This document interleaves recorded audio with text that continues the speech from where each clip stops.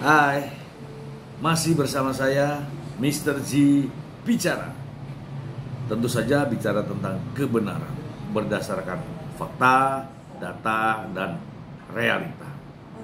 Teman-teman, begitu banyak berita beredar di media ya bahwa Nikita Mirzani divonis 4 tahun penjara karena kasus pemerasan.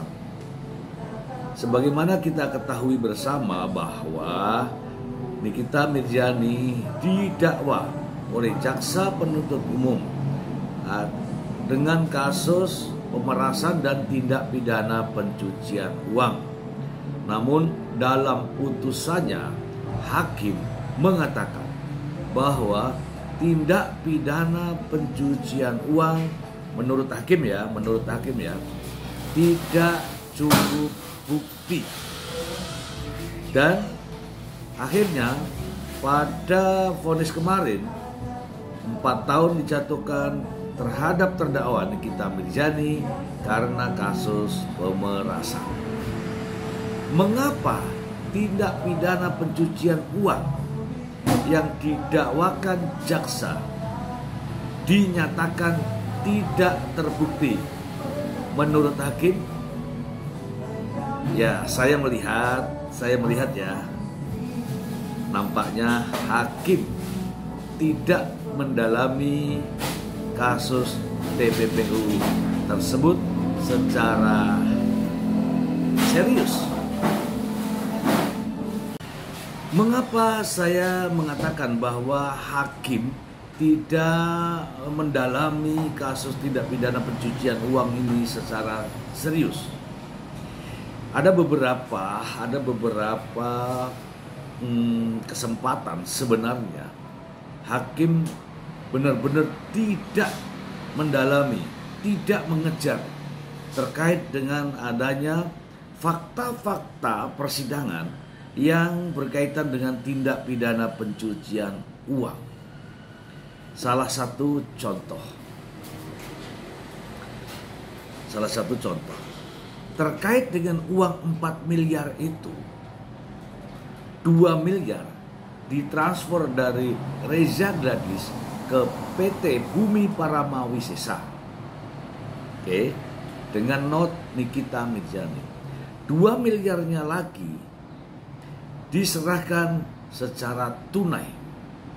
Kemudian dalam pernyataannya Nikita Mirzani mengatakan melakukan pembayaran lagi setelah menerima uang 2 miliar tersebut sebanyak 1,4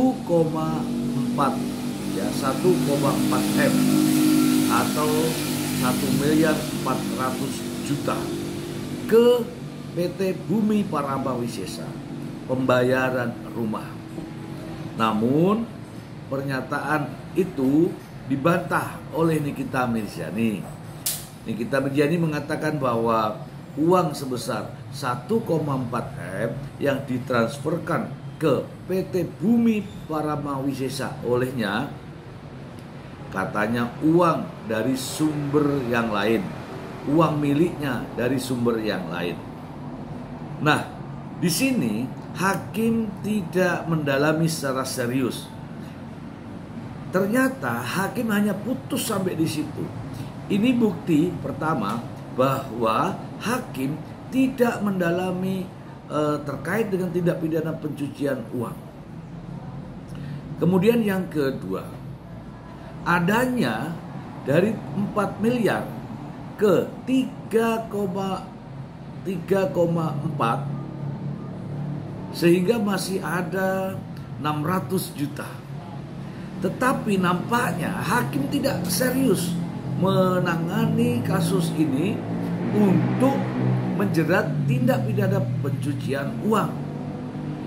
Hakim tidak pernah menanyakan kemana uang dari Reza Gladys sebanyak 600 juta rupiah. Ini artinya apa? Menurut pendapat saya, hakim tidak serius mendalami kasus tindak pidana pencucian uang.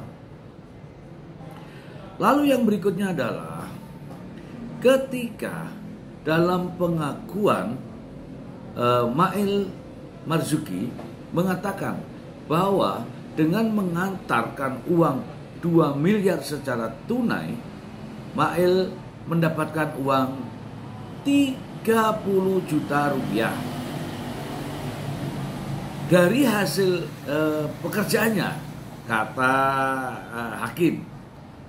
Dan hakim mengatakan bahwa Mail, kamu mendapatkan uang 30 juta rupiah.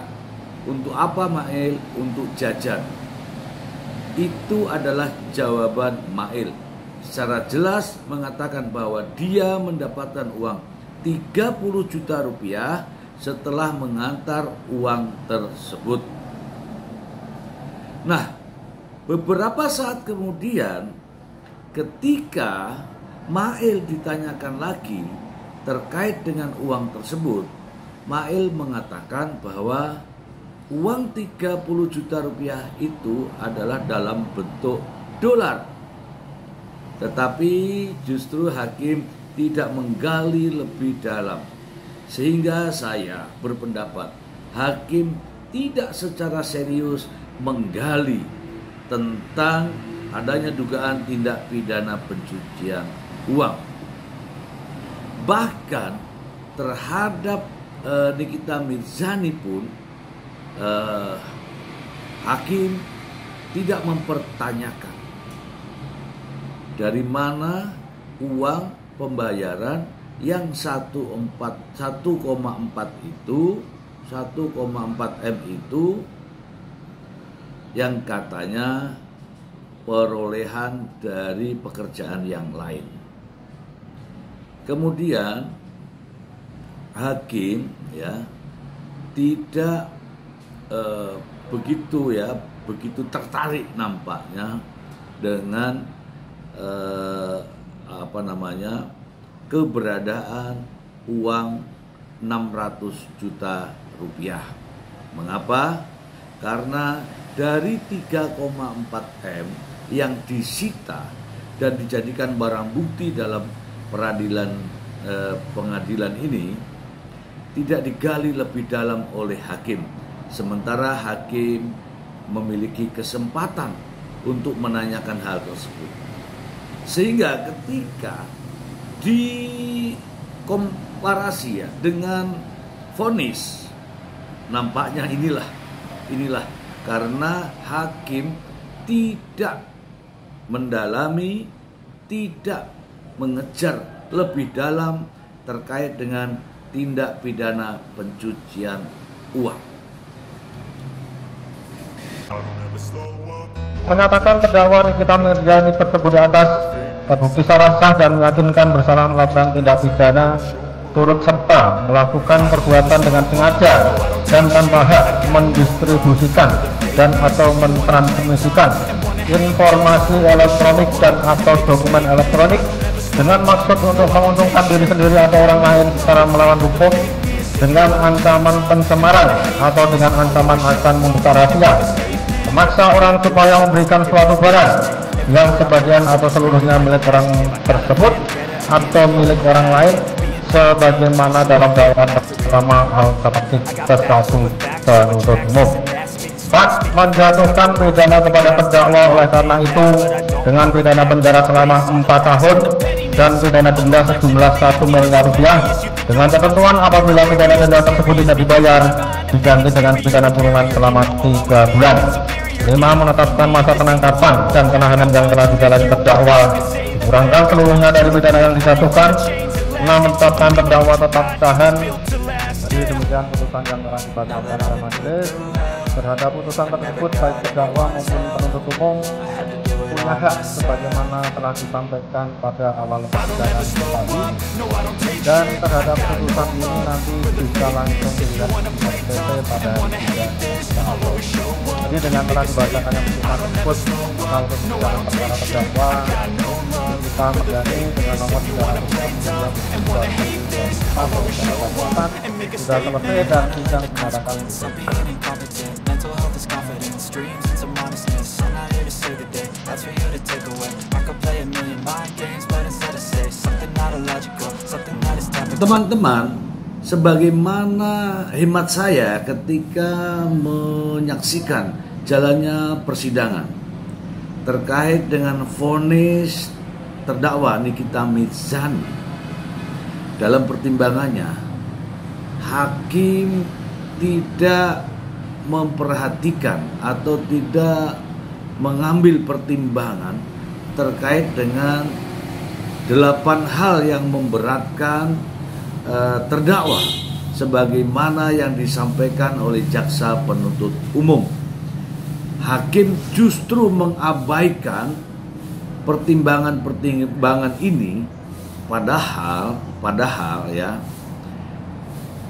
pertimbangan ini terjadi di depan mata hakim, terjadi di ruang persidangan, yaitu terkait dengan sikap dan perilaku terdakwa di ruang sidang. Justru tidak diambil sebagai pertimbangan hakim. Nampaknya hakim tidak melihat bahwa ada sikap yang menurut jaksa penuntut umum bahwa itu sikap sangat merendahkan marwah pengadilan.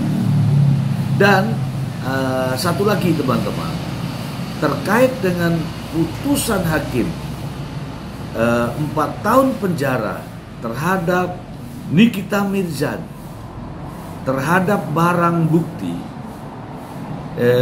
adanya uang 3,4 M itu, karena hakim mendengarkan apa yang disampaikan oleh Nikita Mirzani bahwa pembayaran kedua uang 1,4 miliar itu bukanlah uang itu yang mulia. Ini dijadikan alasan sebagai bahwa uang tersebut bukan uang dari Reza Gladys. Padahal hakim sendiri tidak mempertanyakan uang tersebut. Namun justru dalam putusannya mengatakan bahwa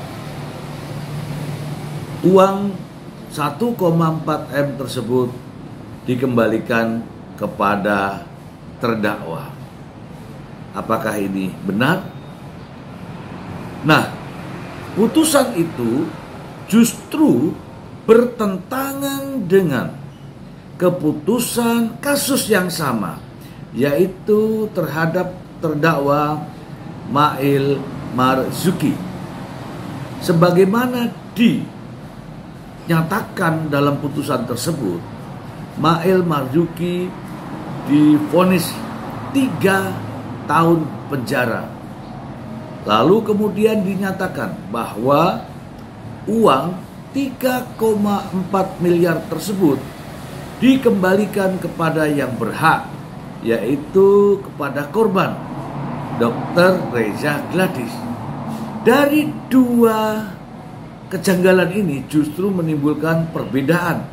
Di sisi lain, uang 3,4 itu 1,4-nya diberikan kepada Nikita Mirzani karena Nikita Mirzani mengaku bahwa itu uang dari penghasilan yang lain. Di sisi lain, uang yang sama justru keputusannya diserahkan, dikembalikan kepada yang berhak. Inilah ya putusan yang bernilai dilematis. Ada satu objek tetapi putusannya berbeda.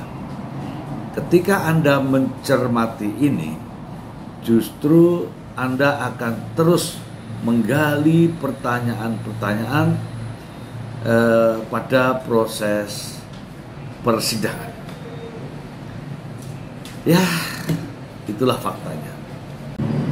Nah, teman-teman, jadi kesimpulannya adalah mulai dari awal hingga pada akhirnya putusan vonis terhadap terdakwa nampak sekali bahwa hakim tidak menggali begitu dalam kasus yang menjadi perhatian publik, yaitu adanya kasus tindak pidana pencucian uang. Saya tidak tahu ya, padahal dalam unsur-unsur pidana tindak pidana pencucian uang terkait dengan pembayaran, ya, membeli sesuatu barang, mentransfer dan sebagainya adalah bagian daripada unsur-unsur tindak pidana pencucian uang. Dan itu semua telah diuraikan oleh jaksa penuntut umum. Namun nyatanya hakim tidak mendalami permasalahan tersebut, bahkan memberikan pemahaman yang berbeda, mengartikan yang berbeda, dan pada akhirnya hakim memutuskan tidak terbukti terkait dengan kasus tindak pidana pencucian uang. Secara umum teman-teman, putusan hakim adalah untuk mendapatkan kepastian hukum, dan putusan hakim saat ini telah menyatakan secara sah dan meyakinkan terdakwa Nikita Mirzani bersalah, sehingga untuk itu Nikita Mirzani divonis 4 tahun penjara dengan denda 1 miliar rupiah dan subsidiar 3 bulan kurungan. Dari vonis ini,